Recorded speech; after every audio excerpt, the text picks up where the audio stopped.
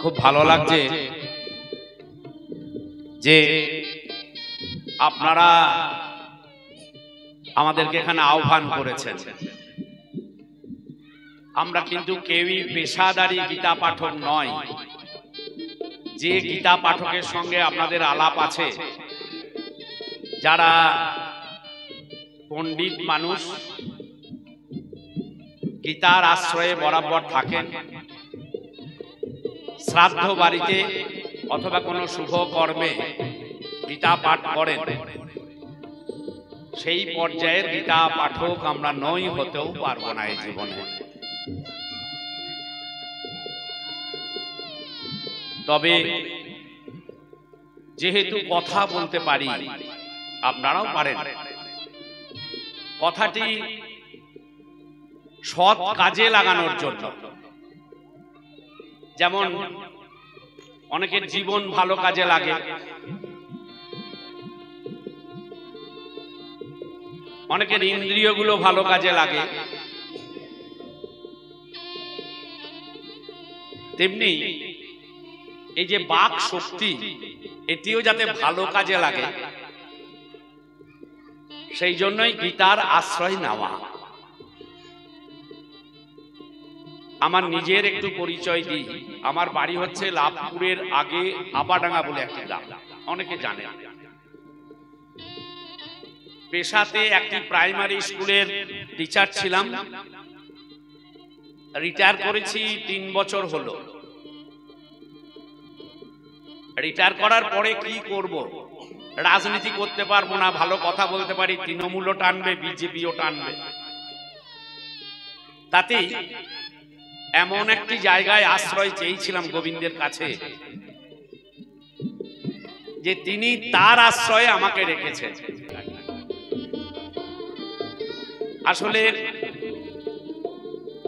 আমরা বড় কষ্টে আছি গো, বিশ্বাস করুন। কেউ ভালো আছেন? কেউ ভালো নেই, কেউ ভালো নেই। কেন ভালো নেই, কেন ভালো থাকি না, এগুলো গীতা ব্যাখ্যা করার সময় আলোচনা হবে। তাই এই আনন্দের মাঝে আমরা দেব সেনাপতি কার্তিক পূজার আয়োজন করেছি। অর্থাৎ আমরা যেন যুদ্ধে পারদর্শী হতে পারি। সেনাপতি সামনে থাকলে ভয় নেই, যিনি দেবতার সেনাপতি, দেবতাদের সেনাপতি, যিনি সামনে থাকলে আর ভয় নেই, তাকে অনুসরণ করে আমরা যেন জীবন যুদ্ধেও এগিয়ে যেতে পারি। কিন্তু হয়তো কেমন করে যুদ্ধটা করব, সেই কৌশলটা তার কাছে শিখব। কিন্তু যুদ্ধক্ষেত্রে সঠিকভাবে টিকে থাকার জন্য যে কৌশল, সেই কৌশলটি কিন্তু ভগবান শিখিয়েছেন গীতা। তাই প্রথমত এই শিবালয়ে আপনারা গীতা পাঠ করানোর সিদ্ধান্ত নিয়েছেন। আপনারা, আমি চিনি না, আমি এই দিনুদাকে চিনি, আমার খুব প্রিয় মানুষ দীনবন্ধু মণ্ডল। আমি বাবা মহাদেবের কাছে প্রার্থনা করি, তিনি যতদিন পৃথিবীতে দেহ নিয়ে আসবেন, যেন এই ভক্তি ভাবটি নিয়ে আসেন। তার মধ্যে ভক্তিভাব না থাকলে তিনি আমাদের ডাকতেন না। যেমন কালকে আপনারা নাচ দেখেছেন, এখানে আমাদের অনেক মায়েরা নাচ করেছে। পরশুদিন অনুষ্ঠানের উদ্বোধন হয়েছে। আজকেও তো আলকা অথবা কবি এসব কিছু করাতে পারতেন, তাই নয়? কিন্তু গীতাকে কেন ডাকলেন? ওনার ভিতরে এইটি উদয় হয়েছে। কে করিয়েছেন? কেউ না। ওই যে বাঁশি বাজাচ্ছেন না, এই যে বাঁশি বাজাচ্ছেন, ইনি। আর একটি জিনিস কি, সেটি হচ্ছে আমার একটি লোভ ছিল। এইদিকে যাওয়া আসা করি মাঝে মাঝে গাড়ি নিয়ে। আপনাদের এই সুন্দর মন্দিরটি আমাকে খুব প্রাণিত করে। এত সুন্দর একটি মন্দির, আহা, যদি ওখানে বসে কোনোদিন গীতা পাঠ করতে পারতাম। বিশ্বাস করুন, মনে হয়েছিল। দিনুদাকে একদিন বলেছিলাম যে দিনুদা, আপনার ওই মন্দিরে আমার বড় একদিন গীতা পাঠ করার ইচ্ছে আছে, যদি ডাকেন। দিনুদা যখন প্রথম আমাকে বললেন, বিশ্বাস করুন, আপনারা কি ভেবেছেন জানি না, আমি ভেবেছি আমার ডাক গোবিন্দের কানে পৌঁছেছে, আমার ডাক মহাদেবের কানে পৌঁছেছে, আমার ডাক এখানে গণেশজির অবস্থান করছেন তার কানে পৌঁছেছে, তাই দিনুদাকে দিয়ে আমাদের ডাকা করিয়েছে।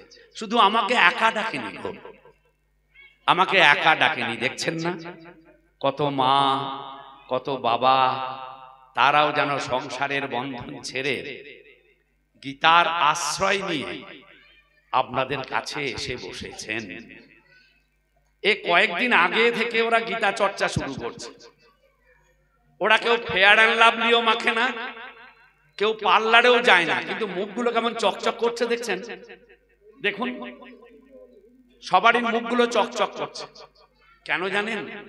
এইটাই গীতার প্রকাশ, গীতার প্রকাশ। আপনি যদি গীতা পড়েন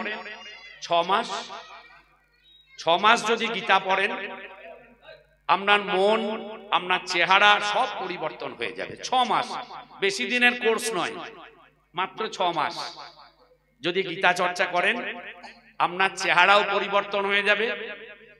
ভারতবর্ষের সমস্ত মানুষ যদি গীতা পড়ে, তাহলে বিউটি পার্লারের ব্যবসাটা চলবে না, বিশ্বাস করুন, চলবে না। এবং প্রসাধনিক দ্রব্য যে সমস্ত সমাজে বিক্রি হয়, মাখার জিনিসগুলো, তাদের দোকানদারও বন্ধ হয়ে যাবে। কারণ উজ্জ্বলতা প্রকাশ করে ভিতর থেকে, বাইরে থেকে দেবেন একটু পর আবার সব ধুয়ে যাবে, নয় কি? তো গীতার আশ্রয় বারবার নেন।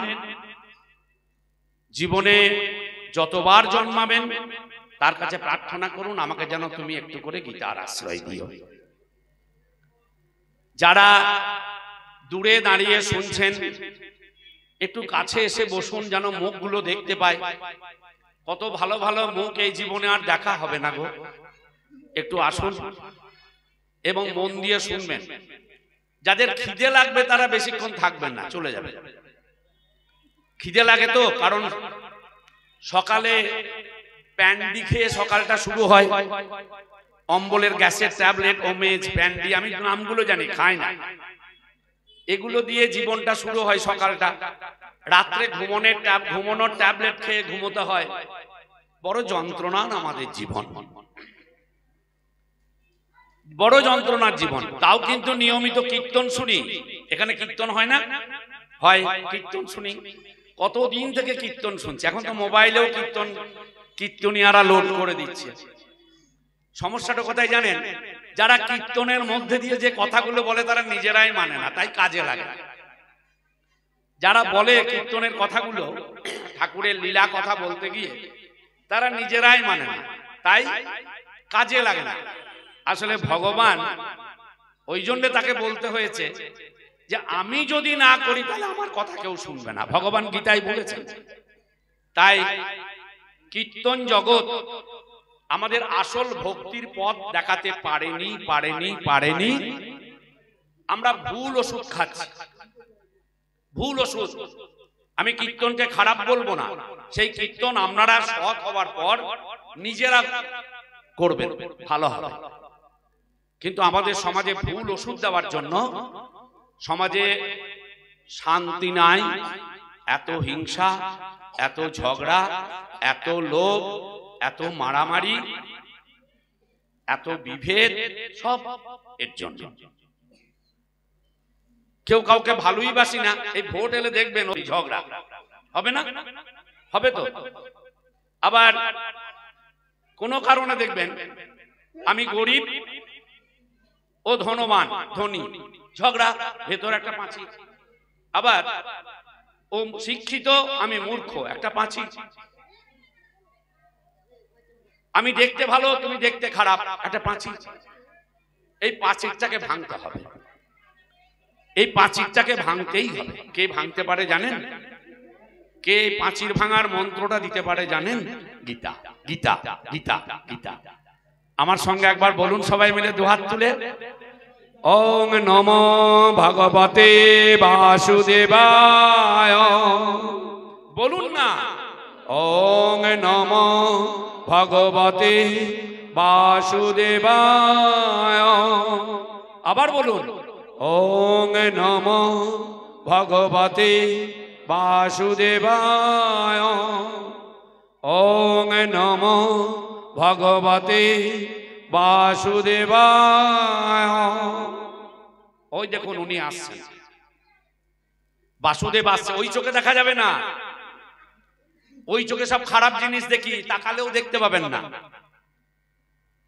সঞ্জয় ঘরে বসে গীতাটি বলেছিলেন ধৃতরাষ্ট্রকে, অনেকে জানেন, শুনেছেন।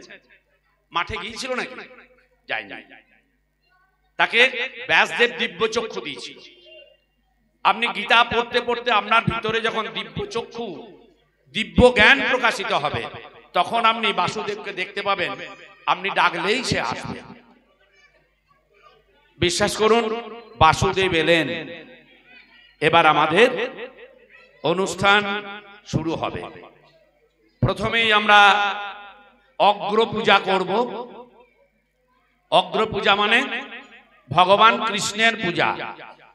তাকে বাদ দিয়ে তো কিছু হয় না গো। প্রথমেই আমরা অগ্র পূজা করব, এবং যার জন্য আপনাদের যে পুজো কমিটি আছে, সেই কমিটির যারা কর্মকর্তা, তাদের মধ্যে কেউ একজন প্রথমেই ভগবান শ্রীকৃষ্ণের গলায় একটি মালা পরাবেন। চন্দন আছে গো?